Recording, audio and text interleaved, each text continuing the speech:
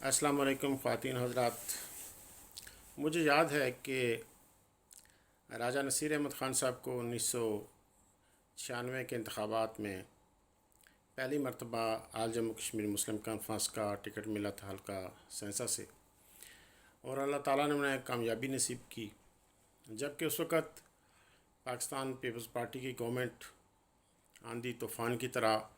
آزاد کشمیر پر چڑھائی کیے ہوئے تھی. پاکستان میں پیپلز پارٹی کی گورنمنٹ تھی اور یہ صاف واضح نظر آ رہا تھا کہ آزاد کشمیر میں بھی پیپلز پارٹی کی گورنمنٹ بنے گی. پیپلز پارٹی کی گورنمنٹ بنی، لیکن سینس حلقہ میں پیپلز پارٹی کو شکست کا سامنا کرنا پڑا. اس کے بعد مسلسل 5 مرتبہ راجہ نصیر احمد خان صاحب ممبر منتخب ہوئے، وزیر بنے، بلکہ صدارتی کے منتخب کے ساتھ آپ یہ سمجھتے ہیں کہ وہ ایک نائب وزیر اعظم کی حیثیت سے یا انتہائی طاقتور وزیر کی حیثیت سے وہ اس کابینہ کا حصہ تھے. 2011 میں جب پھر پاکستان پیپلز پارٹی کی حکومت بننے لگی تو مقامی پیپلز پارٹی کی قیادت نے شاید معاملے کو صحیح طرح سے دیکھا نہیں اور اس کا فائدہ راجہ نصیر احمد خان صاحب کو پہنچا،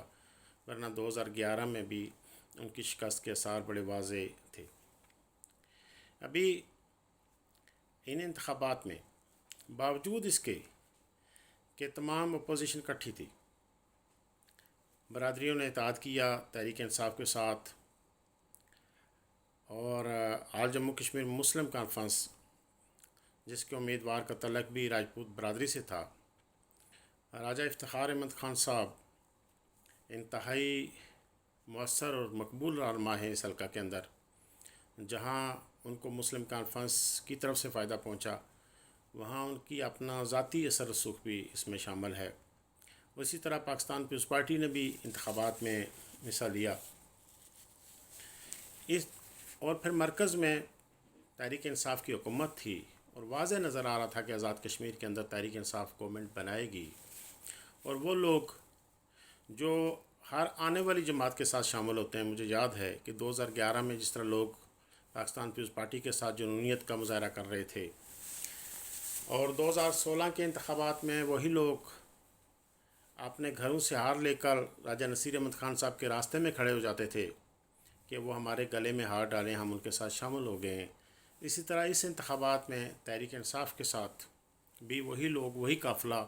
جو پیپلز پارٹی سے چلا تھا، نون لیگ میں شامل ہوا، تحریک انصاف میں شامل ہوا، ان کارکنوں کی ایک بڑی تعداد تحریک انصاف میں شامل ہو رہی تھی. اور یہ سارے عوامل اپنی جگہ، اور یہ بھی ایک حقیقت ہے کہ راجہ نصیر احمد خان صاحب کا رویہ بھی ان 5 سالوں میں اپنے کارکنوں کے ساتھ، ورکروں کے ساتھ، برادری کے لوگوں کے ساتھ کوئی اتنا بہتر نہیں تھا. اور یہ بھی ایک حقیقت ہے کہ ان 5 مرتبہ وہ انتخابات میں جیتے، 25 سال وہ اپنی سلور جبلی مکمل کر چکے تھے ایز اے ممبر اسمبلی. اور ہونا تو یہ چاہیے تھا کہ آج ان کے کریڈٹ میں علاقے میں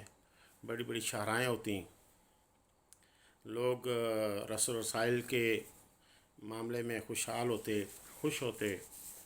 لیکن یہ بھی ایک حقیقت ہے کہ وہ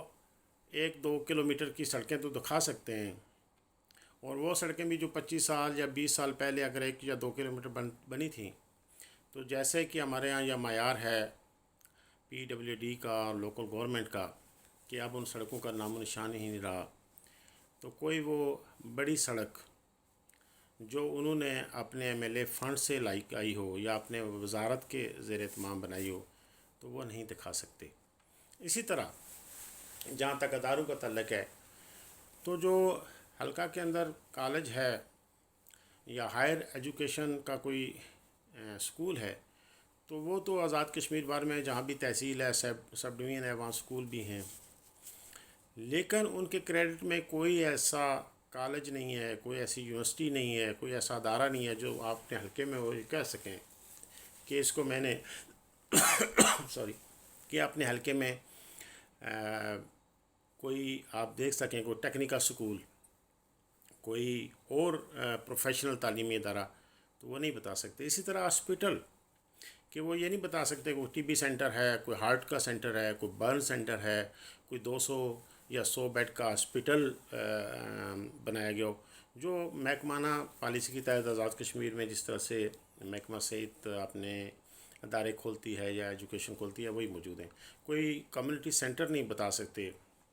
اور کوئی ایسا اپنے کریڈٹ میں وہ نہیں بتا سکتے۔ تعمیر و ترقی کا دعویٰ ان کا اپنی جگہ، لیکن بڑے افسوس کے ساتھ یہ کہنا پڑے گا کہ شاید وہ ایسا کوئی کام نہیں کر سکے اس سارے دورانیے میں۔ اور بھی افسوس کا مقام یہ ہے کہ مجھے پتہ ہے رائے صاحب اپنے کارکنوں کی حقوق کا دفاع کرتے ہیں، عوام کے حقوق کا دفاع کرتے ہیں، وہ رشوت نہیں لیتے، نہ رشوت کی وہ حوصلہ افزائی کرتے ہیں، وہ رشوت کے مخالف ہیں۔ لیکن ان کے ساتھیوں میں بہت سارے لوگ جو مختلف اداروں میں انہوں نے ایو لگائے، ڈی او لگائے، تو جو لوگ این ٹی ایس پاس تھے ان کی تقرریوں کے لیے جہاں رائے صاحب بھی ان کے سپورٹر ہوتے تھے اپنے کارکنوں کے، تو وہ ان کی ناک کے نیچے رشوت لیتے رہے۔ یہ ایک بڑے افسوس کی بات تھی۔